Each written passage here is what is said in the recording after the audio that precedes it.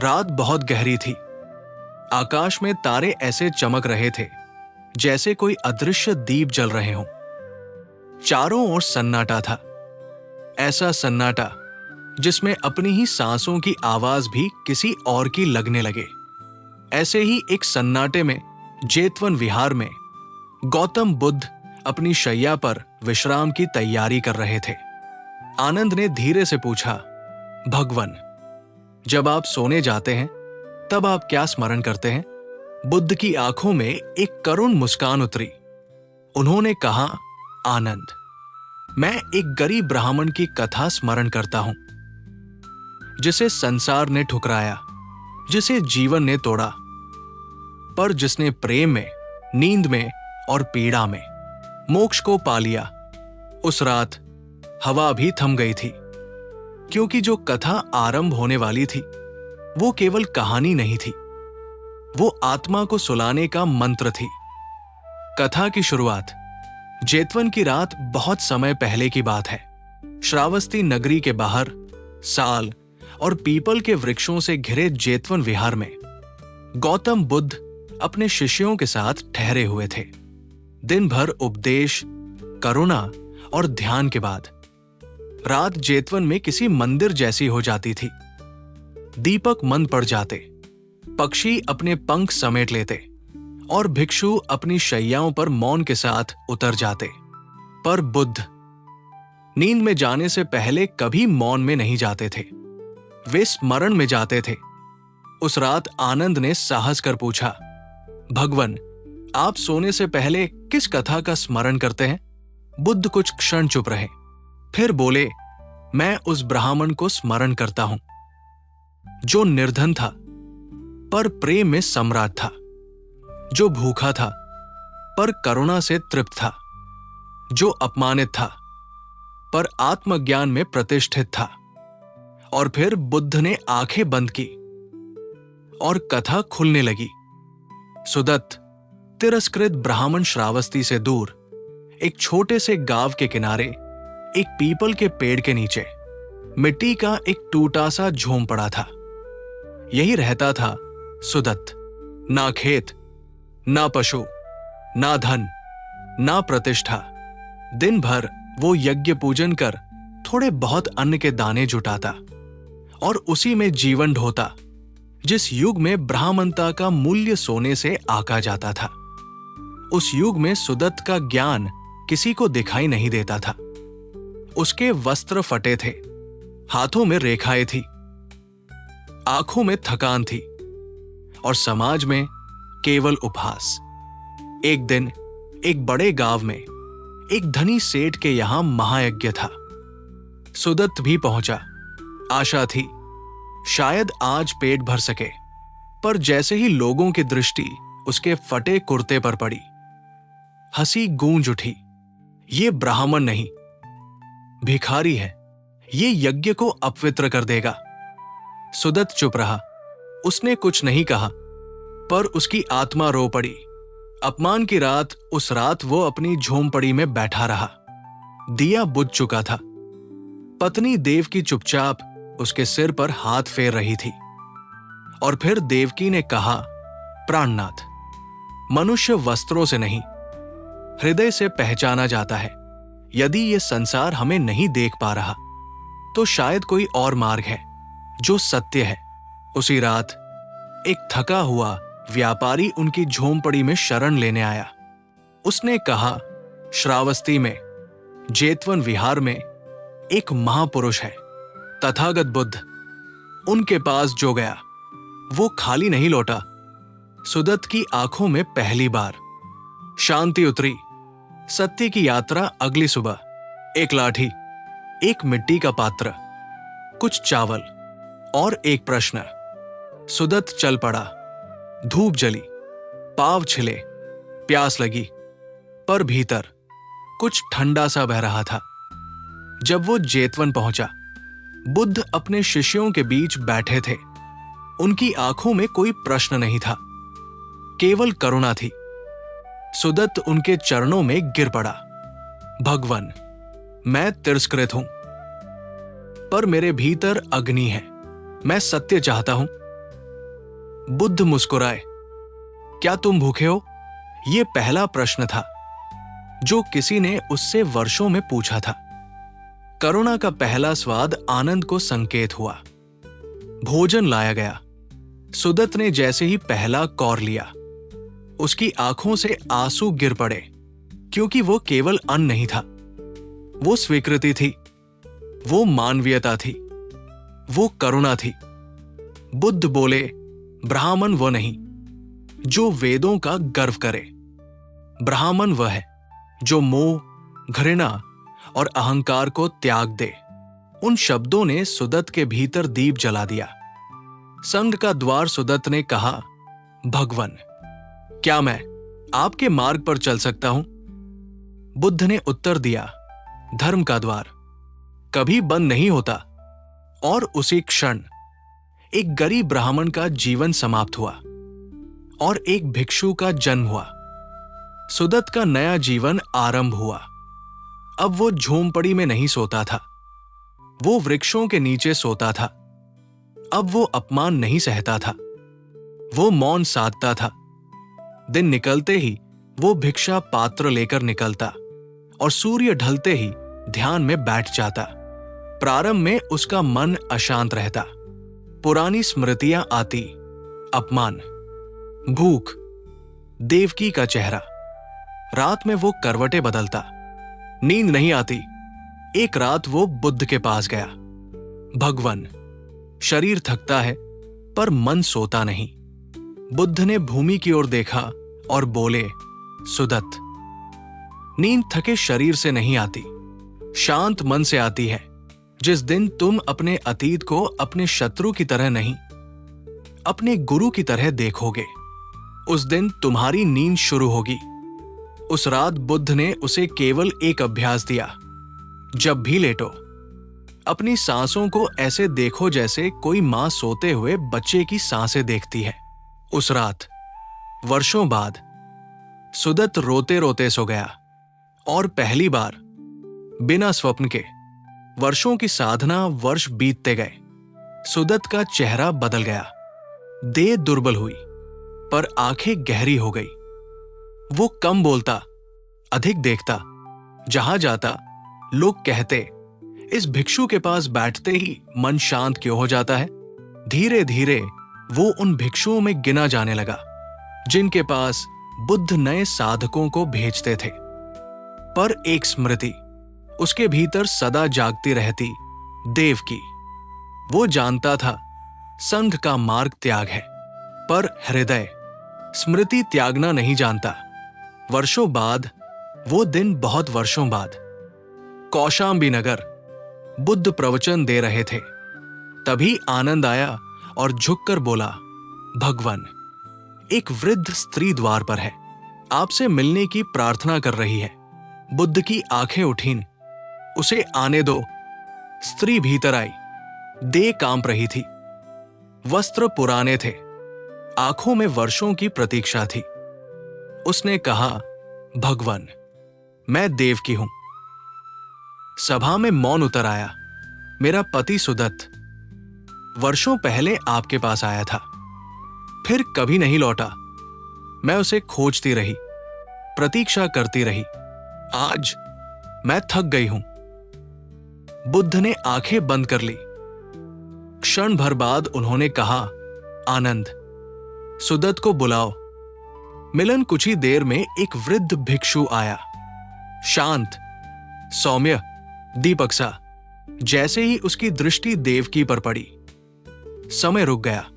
न भिक्षु रहा, न गृहस्थ, केवल दो आत्माएं जो वर्षों बाद एक दूसरे को पहचान रही थी। देवकी रोई नहीं, बस इतना कहा, मैंने प्रश्न नहीं किए, मैंने प्रतीक्षा की। सुदत्त उसके चरणों में बैठ गया और पहली बार बुद्ध की सभा में एक भिक्षु फूट फूट कर रोया। बुद्ध का वाक्य बुद्ध ने कहा, यही प्रेम है जो अधिकार नहीं मांगता, जो उत्तर नहीं मांगता, जो केवल प्रतीक्षा करता है। और यही धर्म है जो तिरस्कार को सहता है और उसे करुणा में बदल देता है। उस रात सुदत्त बुद्ध के चरणों के पास सोया और देवकी जेतवन के स्त्री आश्रम में। कहते हैं उस रात बुद्ध बहुत देर तक जागे रहे। उस रात जेतवन विहार में असामान्य शांति थी। दीपक लगभग बुझ चुके थे। पत्तों के बीच से चंद्रमा छनकर धरती पर उतर रहा था।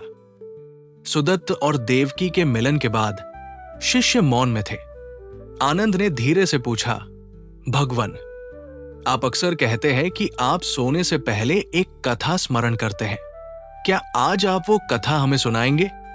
बुद्ध ने आंखें खोली, आकाश की ओर देखा और बोले, ये उस ब्राह्मण की कथा है जिसे नींद नहीं आती थी। देवश्रव, जो सो नहीं पाता था, मगध की सीमाओं से दूर एक घना वन था। उस वन के किनारे एक छोटा सा गांव, और उस गांव में रहता था देवश्रव। वो निर्धन था पर विद्वान था। वो वेद जानता था पर भूख भी। दिन भर वो गांव के बच्चों को पढ़ाता। रात को किसी वृक्ष के नीचे बैठकर मंत्र जपता। पर जब वो लेटता, नींद उससे दूर भागती। भूख उसके शरीर में थी, चिंता उसके मन में, और स्मृतियां उसकी छाती पर पत्थर बनकर बैठ जाती। एक रात जब चंद्रमा बादलों में छिपा था और अंधकार असामान्य रूप से गहरा था, देवश्रव ने अनुभव किया जैसे वन में कोई और भी जाग रहा हो। प्रकाश में एक आगंतुक, तभी वृक्षों के बीच से एक मंद शांत प्रकाश निकला। उस प्रकाश में एक आकृति प्रकट हुई, न मुकुट न वस्त्र, केवल शांति। देवश्रव उठ बैठा। आप कौन हैं? उसने कांपते स्वर में पूछा। आकृति मुस्कुराई, जो जागता है वही। और तुम क्यों नहीं सोते ब्राह्मण? देवश्रव ने हाथ जोड़ दिए। क्योंकि मेरा शरीर थकता है पर मन थकना नहीं जानता। भूख मुझे सुलाती नहीं और चिंता मुझे जगाए रखती है।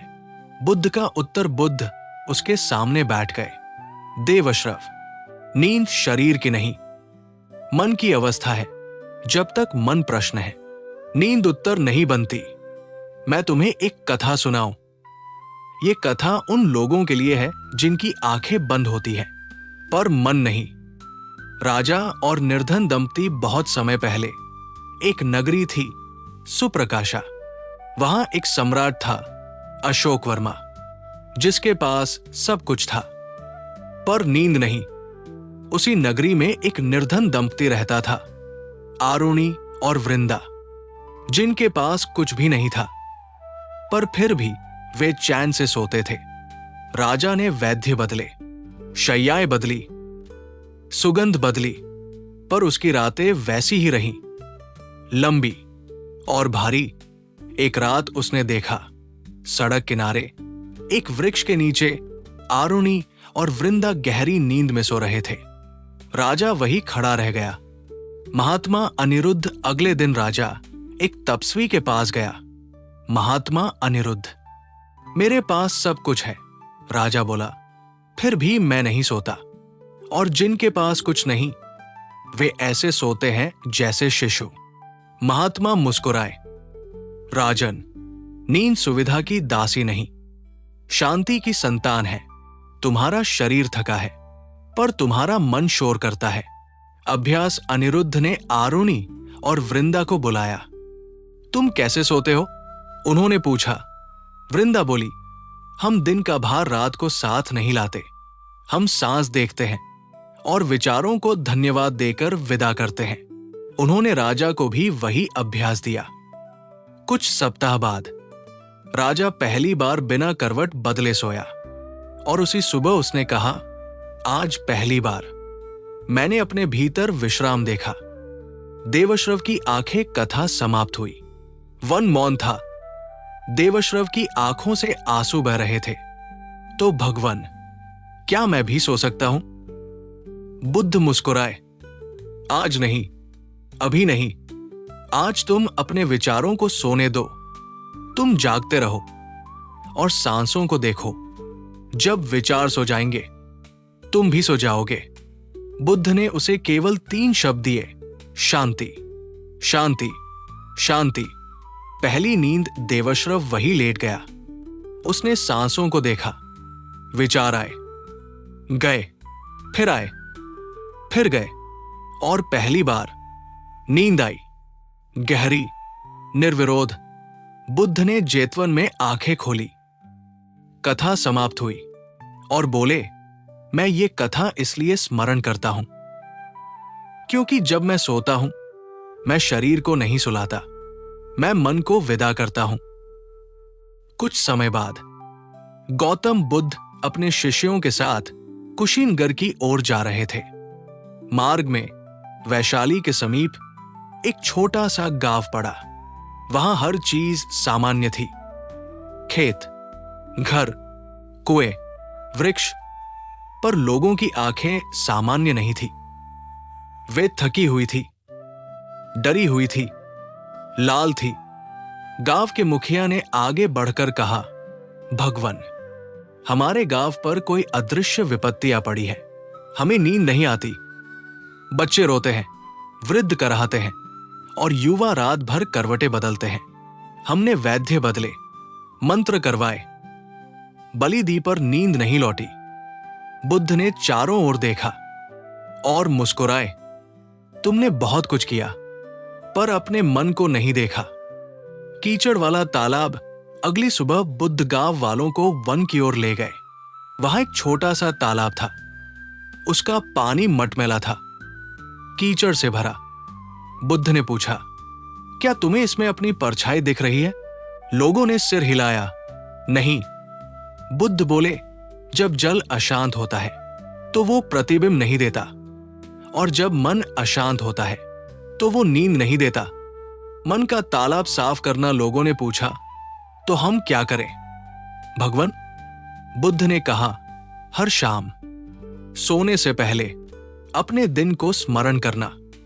जहां प्रेम था वहां कृतज्ञता डालना, जहां क्रोध था वहां क्षमा डालना, जहां लोभ था वहां समझ डालना, और जहां भय था वहां श्वास डालना। ऐसे मन का तालाब साफ होगा। पहला सप्ताह गांव वालों ने वैसा ही किया। पहले दिन कुछ को हल्की नींद आई। तीसरे दिन कुछ बच्चों ने डरना छोड़ा।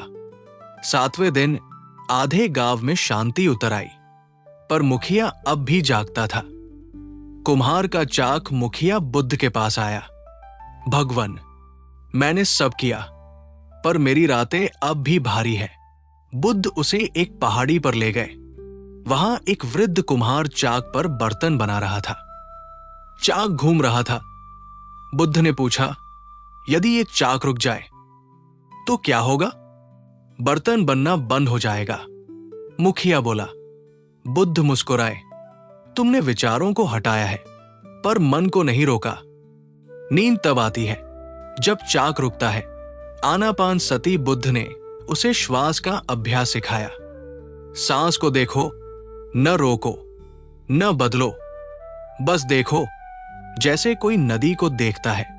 जब देखने वाला जागता है तो विचार सो जाते हैं। मुखिया ने वैसा ही किया। उस रात वो सांस गिनते गिनते खो गया और पहली बार बिना संघर्ष सो गया।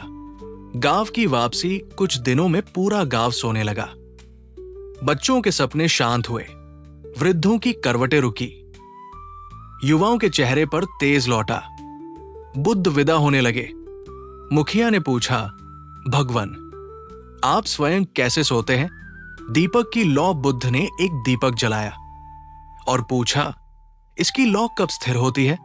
जब हवा नहीं होती। मुखिया बोला, मेरा मन ये लौ है। बुद्ध बोले, और मेरी सांसें वो हवा। जब मैं सांसों को देखता हूं, हवा थम जाती है और मन दीपक बन जाता है। बच्चों के सपने तभी कुछ बच्चे रोते हुए आए। भगवान, हमें डरावने सपने आते हैं। बुद्ध उन्हें जंगल ले गए। एक वृक्ष की छाल छुई, ऊपर खुरदुरी थी, अंदर नरम। डर भी ऐसा ही है। बुद्ध बोले, जब तक भागते हो कठोर लगता है, जब छूते हो खोखला निकलता है। उस दिन के बाद बच्चों के सपने बदल गए। आनंद से संवाद रात को आनंद ने पूछा, भगवन, यदि नींद इतनी महत्वपूर्ण है तो क्या हमें उसमें ही रहना चाहिए? बुद्ध मुस्कुराए, नींद नाव है आनंद, थके मछुआरे को किनारे लाने के लिए। पर नाव में ही रह जाओगे तो समुद्र नहीं देखोगे। दे सोए मन जागे। उस रात जेतवन विहार में शिष्य अपनी शैयाओं पर थे, पर नींद से पहले सब बुद्ध के चारों ओर बैठे थे।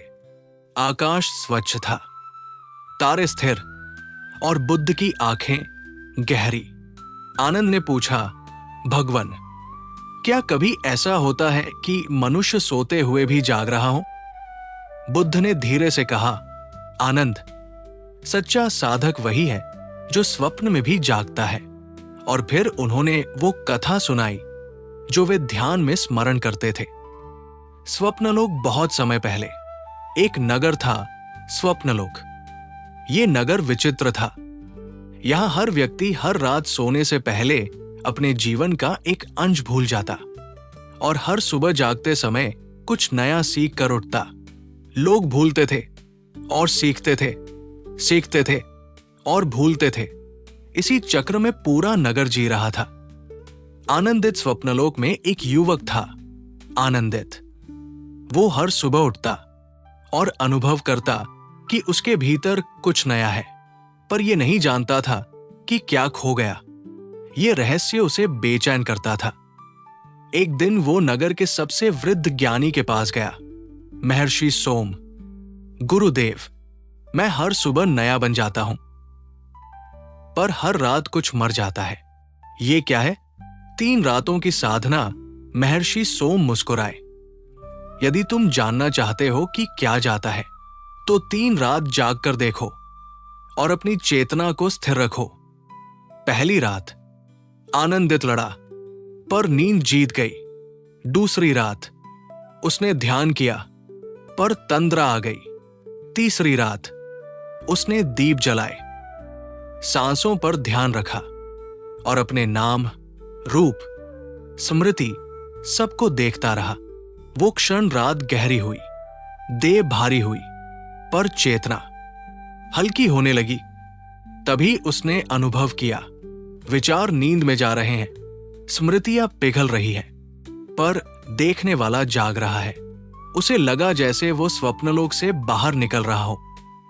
आत्मबोध अचानक उसे दिखा। नींद विचारों की है, सपने मन के हैं, पर चेतना कभी नहीं सोती।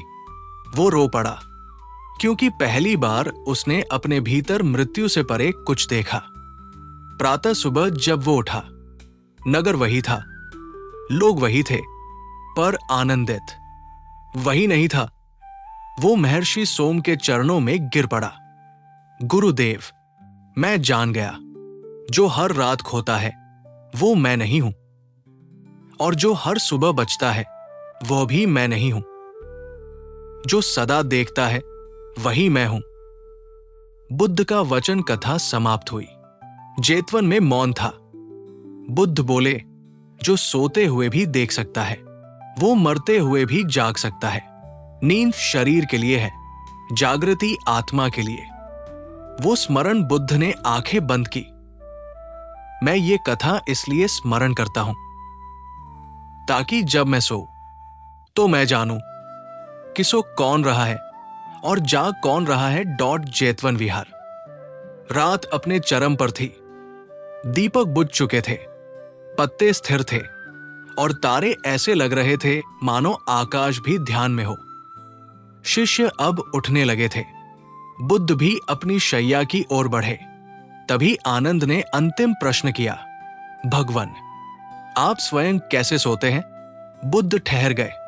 उन्होंने पीछे मुड़कर सभी शिष्यों को देखा और बोले, जैसे मृत्यु का अभ्यास किया जाता है। सभा में गहरा मौन उतर आया। बुद्ध की शयन विधि। बुद्ध भूमि पर बैठ गए। आनंद, मैं पहले शरीर को बैठाता हूं, फिर सांसों को शांत करता हूं, फिर मन को धन्यवाद देता हूं और अंत में अपने मैं को विदा करता हूं। उन्होंने भूमि पर लेटते हुए कहा, मैं दाहिनी करवट लेता हूं। इसे सिंह शैया कहते हैं। दाया हाथ सिर के नीचे, बाया हाथ देह पर। यह मुद्रा देह को विश्राम देती है और चेतना को सजग रखती है। अंतिम अभ्यास बुद्ध ने कहा, जब मैं लेटता हूं तो अपने दिन को पीछे नहीं खींचता, मैं उसे प्रणाम करता हूं। जो ठीक हुआ उसके लिए कृतज्ञता, जो गलत हुआ उसके लिए करुणा, और जो अधूरा रहा उसे मौन को सौंप देता हूं। फिर मैं सांस देखता हूं, न भीतर जाने वाली न बाहर आने वाली, केवल आने जाने कोट। जब देखने वाला जागता है तो विचार सो जाते हैं। बुद्ध की अंतिम वाणी शिष्य पूर्ण तल्लीन थे। बुद्ध बोले, नींद कोई अंधकार नहीं, नींद एक द्वार है जहां देह विश्राम करती है और आत्मा मौन में उतरती है। जो व्यक्ति क्षमा के साथ सोता है वो हल्के मन से जागता है। जो व्यक्ति कृतज्ञता के साथ सोता है वो भय से मुक्त होता है, और जो व्यक्ति साक्षी बनकर सोता है वो मृत्यु से नहीं डरता। सुदत्त की ओर दृष्टि बुद्ध की दृष्टि सुदत्त पर पड़ी। सुदत्त, तुम निर्धन थे पर प्रेम में धनी थे, तिरस्कृत थे पर आत्मज्ञान में प्रतिष्ठित थे। तुम्हारी कथा मेरे शयन के पास रहती है, क्योंकि वह मुझे स्मरण कराती है कि सबसे बड़ा तप तिरस्कार को सहकर प्रेम में रहना है। सुदत्त की आंखों से आंसू बह रहे थे। शिष्यों को अंतिम उपदेश बुद्ध ने सभी की ओर देखा।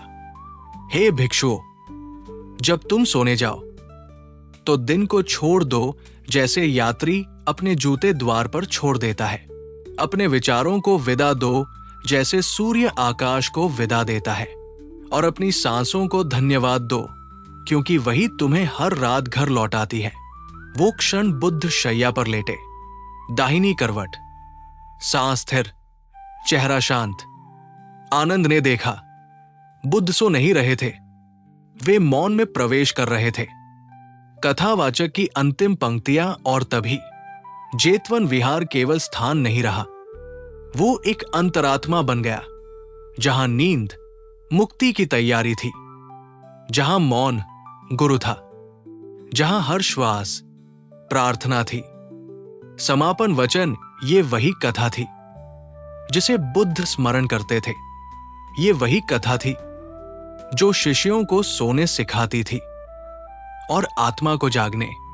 आज भी यदि तुम रात को आंखें बंद करो और सांसों को देखो तो संभव है कि सुदत्त की करुणा, देवश्रव की नींद और आनंदित की जागृति तुम्हारे भीतर भी उतर आए, क्योंकि बुद्ध ने कहा था, जो शांत मन से सोता है वो मृत्यु से पहले मुक्त